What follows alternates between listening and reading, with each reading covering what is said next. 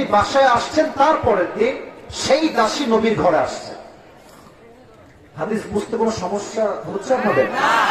বাসায় এসে দরজায় নক করেছে, কে আছে ভেতরে, বের হয়ে আসো। তো যখনই নবীজি বলছে আপনি কে, সে পরিচয় দিয়েছে আমি অমুক জায়গার থেকে আসছি, কিছু কথা বলতে চাই। নবীজি গেট খুলে দিয়েছে। মহিলা ঘরে আসছে, বৃদ্ধা মহিলা। কেমন আছেন? আলহামদুলিল্লাহ ভালো। কি অবস্থা? সব ঠিকঠাক। কথার মাঝে, কথার ফাঁকে ওই দাসী সুযোগ বুঝে কোপ মারছে। সে বলতেছে আচ্ছা একটা কথা বলবো আমাদের, আচ্ছা ওটা ঠিক আছে, ওটা দেখবো সমস্যা নেই, কোনো সমস্যা নেই। মহিলা বলছে আচ্ছা মোহাম্মদ তোমাকে একটা কথা বলবো, মাইন্ড করবো না তো? বলছে বড় সমস্যা নেই, কি কথা? আচ্ছা তোমার বয়স তো মাশাআল্লাহ 25, তুমি দেখতেও সুন্দর, তাগড়া যুবক, তুমি বিয়ে করো না কেন? দেখে দেখো ক্রিটিক্যাল প্রশ্ন।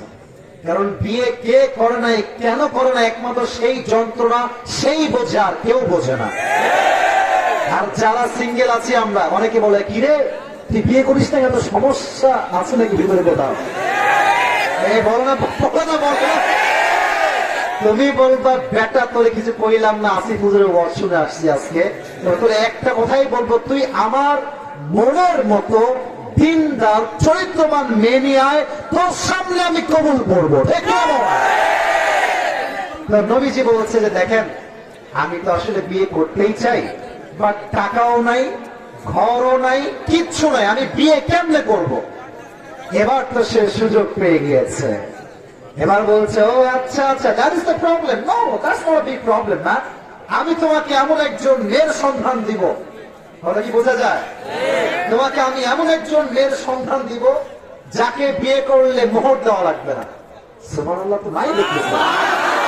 যাকে বিয়ে করলে মোহর দেওয়া লাগবে না, যাকে বিয়ে করলে ঘর দেওয়া লাগবে না, যাকে বিয়ে করলে কাপড় দেওয়া লাগবে না, যাকে বিয়ে করলে খাবার দেওয়া লাগবে না, বড় তোমার যাওয়ার আগে ওই মেয়ে তোমাকে নিজেই সব দিয়ে দিবে।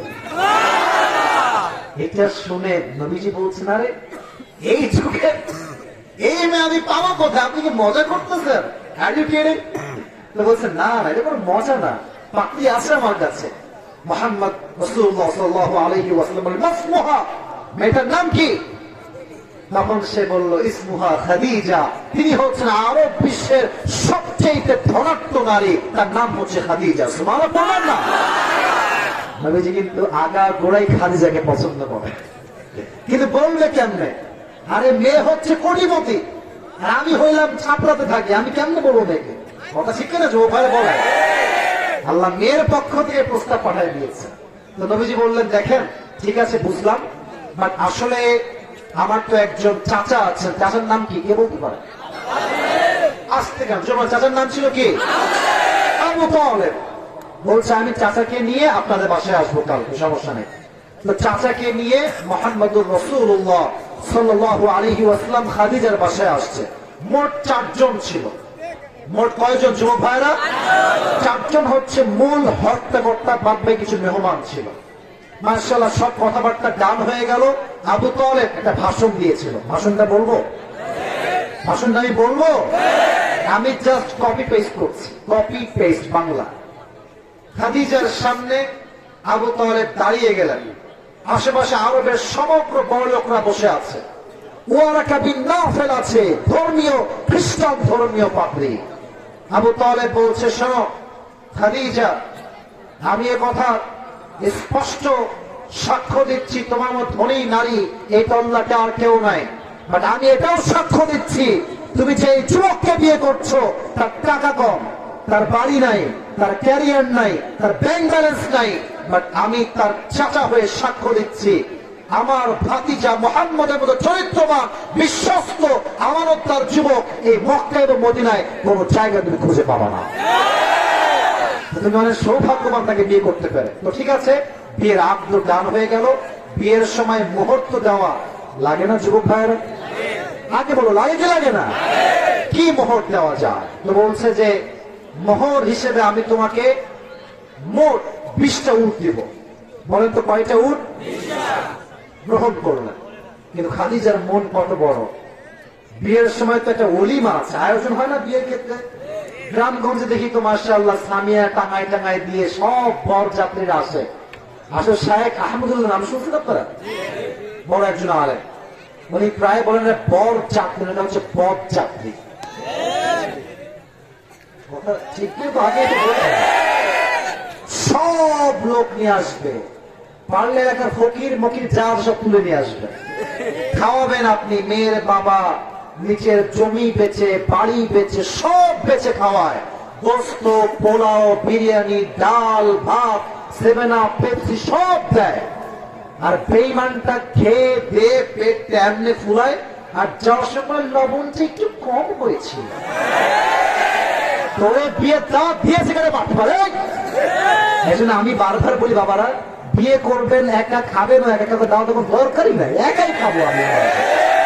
এই জন্য কেমনে খাওয়াবেন তিনি? তো খাদিজা বলছে আমার স্বামী তো অনেক গরিব মানুষ, অনেক অনেক গরিব মানুষ, তো আমার এই 20টা উট আমার বিয়ের ওয়ালিমা হিসেবে এই মুহূর্তে জবাই করে দাও।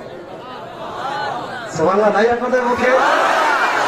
সব হয়ে গেল, ওয়ালিমা হয়ে গেল, বিয়ে হয়ে গেল। 15 বছর পর নবীজি ওহী পেলেন, নবী হলেন।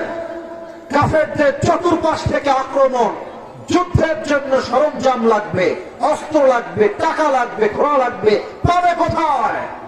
খাদিজা বলছে নবী টেনশন করবেন না, আমার কোটি টাকার সব সম্পত্তি আমি আপনার জন্য আল্লাহর দ্বীনের জন্য লিখে দিলাম। আল্লাযী আনকাযা যাহরাক, নবী হে টেনশন করবেন না, যত চিন্তা যত বোঝা সব বোঝাই হালকা করবে একজন। আওয়াজ দিয়ে বলেন তো তিনি কে? ছোট্ট একটা কথা in the middle of lecture বলতে বাধ্য হচ্ছি। আমাকে কমিটির ভাইরা বিনীতভাবে একটা জিনিস লিখেছে, হুজুর শেষে গিয়ে হোক বা যখনই হোক একটু কালেকশন করবেন। কালেকশনটা এমন না যে কে দিবে 1 লাখ হাত, আমি ওসব জীবনে করিও না, আমি পারিও না। আমার কথা একটা, লুঙ্গিওয়ালা ভাই, লুঙ্গিওয়ালা ভাই বসেন বসেন, না না এই বেইমানি করা যাবে না। আর মাত্র আছে 15 মিনিট, দোয়াও করব, পুরস্কারও আজকে আমি দিয়ে যাবো। রাজি আছেন তো ইনশাআল্লাহ? আমি সবাইকে একটা আবদার করবো, কমিটি ভাইরা যারা আছেন সবাই রুমাল নিয়ে রেডি থাকেন। আমি জাস্ট তাফসীরটা শেষ করব, রুমাল নিয়ে নেমে পড়বেন, যা হবে তাতেই আমরা খুশি। ঠিক কিনা বলো যুবক ভাই? আচ্ছা, তাহলে নিয়ামত আমরা মোট পেলাম 2টা। এক হচ্ছে আল্লাহ নবীর হৃদয়কে খুলেছেন, 2 হচ্ছে আল্লাহ নবীর পিঠের বোঝাকে হালকা করেছেন, 3 নম্বর হচ্ছে ওয়ারাফা'না লাকা যিকরাক। Oh my prophet, I have dignified your status high, very high and high speak. ও নবী আপনার সম্মান এবং মর্যাদা আমি